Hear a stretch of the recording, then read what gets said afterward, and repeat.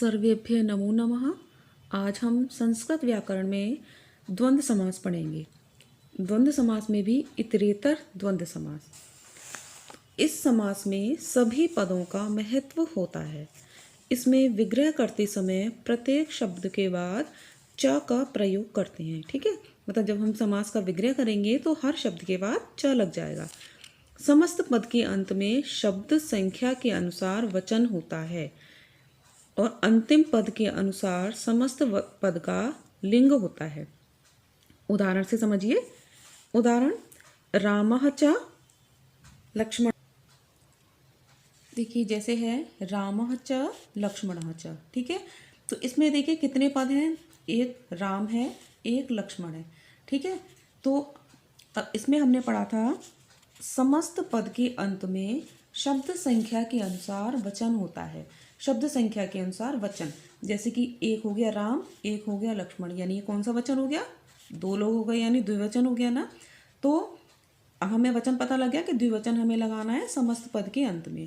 और अंतिम पद के अनुसार समस्त पद का लिंग होता है। जो इसमें लिंग होगा, चाहे यहाँ सीता हो या कुछ भी, अगर बाद में पुल्लिंग है तो समस्त पद का लिंग भी पुल्लिंग ही होगा।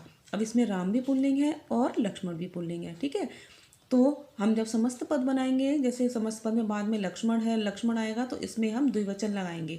जैसे कि देखिए रामः च लक्ष्मण, राम हो गया एक और एक दो। ठीक है, यानी द्विवचन लगाना है और ये दोनों पुल्लिंग है, लास्ट में पुल्लिंग है तो पुल्लिंग लगाना है। तो क्या हो जाएगा, राम लक्ष्मण। ठीक है, राम लक्ष्मण में अब हमें पता है द्विवचन है, तो द्विवचन में बालकः बालकौ। ठीक है, तो इस तरह से हो गया लक्ष्मणौ। क्योंकि ये पुल्लिंग है ना, इसलिए पुल्लिंग के रूप हम देखेंगे तो बालका बालकौ, बालकौ द्विवचन है और ये प्रथमा विभक्ति है, तो प्रथमा विभक्ति द्विवचन हो गया बालका बालकौ, इसलिए लक्ष्मण में द्विवचन लग के हो गया राम लक्ष्मणौ। ठीक है, रामः सीता च। अब राम और सीता, अब इसमें कितने हो गए, एक राम हो गया, एक सीता, यानी द्विवचन लगेगा इसमें भी। ठीक है, तो अब देखिए दोनों में डिफरेंस आपको पता लग जाएगा। जैसे ये भी दो थे, हमने यहाँ बनाया राम लक्ष्मणौ। अब ये भी दो हैं, एक राम और एक सीता, लेकिन सीता अंतिम पद का हम देखेंगे ना, अंतिम पद का लिंग क्या है, तो सीता क्या है, स्त्रीलिंग। तो राम सीता, और सीता जो स्त्रीलिंग है तो बालिका के रूप पढ़ेंगे, प्रथमा विभक्ति है ही उसमें, तो बालिका बालिके, तो बालिके की तरह यहाँ हो गया सीते, राम सीते। ठीक है, तो दोनों में डिफरेंस पता लग गया। यहाँ पुल्लिंग है तो द्विवचन पुल्लिंग का लगेगा, और अगर लास्ट में पद स्त्रीलिंग है तो उसमें लास्ट में स्त्रीलिंग लगेगा। सीता च रामः च। अब देखिए ये भी सेम सेम है ना, राम के बाद यहाँ सीता था तो स्त्रीलिंग लगा था समस्त पद में, यहाँ सीता और राम है तो राम में यानी पुल्लिंग द्विवचन लग के हो गया सीता रामौ। पिकः च काकः च।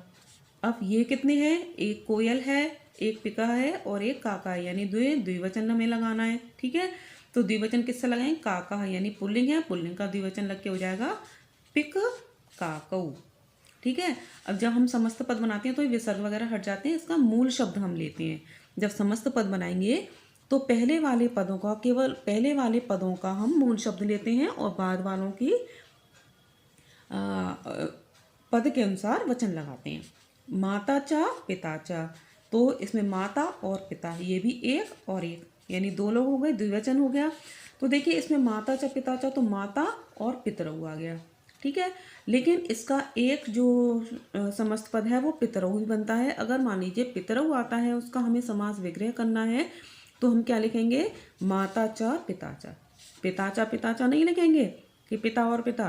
पितरऊ जैसे पेरेंट्स इंग्लिश में होता है, उसमें मदर एंड फादर दोनों आते हैं, इसी तरह पितरऊ में माता और पिता दोनों आ जाते हैं। ठीक है, तो इसमें माता पितरऊ, और अगर पितरऊ का समास विग्रह करने के लिए आता है तो भी हम माता च पिता च ही लिखेंगे।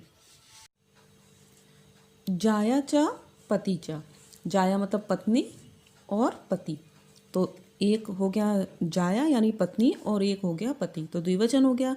तो लेकिन इसमें एक अपवाद है कि इसके लिए हम जाया और पति में का कोई शब्द ना बनाकर क्या बनता है इसका, दंपति। मतलब दंपति में पति और पत्नी दोनों ही आ जाते हैं। ठीक है, अगर दंपति का समास विग्रह करने के लिए आया तो जाया च पति चा भी लिख सकते हो, और जाया की जगह भार्या च पति चा भी लिख सकते हो। ठीक, फलानी च पुष्पाणी च।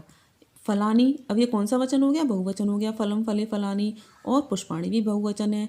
तो हम जब समस्त पद बनाएंगे तो उसमें लास्ट में क्या लगाएंगे हम? बहुवचन। ठीक है, तो फल, फलानी का मूल शब्द लेंगे फल, और पुष्पाणि। ठीक है, फल पुष्पाणि। लताः च तरवः च गुल्मः च, मतलब लताः क्या हो गया? बहुवचन हो गया, और तरवा भी बहुवचन हो गया, और गुल्मा भी बहुवचन हो गया। ठीक है, तो बहुवचन ही लगाएंगे हम लास्ट में, लेकिन लता का मूल शब्द लेंगे लता, विसर्ग हट जाएगा। तरवाह का मूल शब्द लेंगे तरु, तरु तरु तरवा होता है, तो तरु, और गुल्मा, तो क्या हो जाएगा? लता तरु गुल्मा। लताः च तरु च, अब देखिए इसमें लता में विसर्ग है, यानी ये बहुवचन है, और तरु च मतलब एक वचन, तो हम समस्त पद में क्या बनाएंगे? बहुवचन। ठीक है, क्योंकि लता में बहुवचन है ही ऑलरेडी, तो बहुवचन में फिर क्या बनेगा? लता तरवः, क्योंकि तरु का मूल शब्द तरु में लगाएंगे ना बहुवचन का रूप, तो तरु तरु तरवा। लता का मूल शब्द, लताः का मूल शब्द लता, और तरु में जब बहुवचन लगाएंगे तो हो जाएगा तरवा। तो ये आज हमने द्वंद्व समास पढ़ा। आशा है सबको समझ में आ गया होगा। धन्यवाद।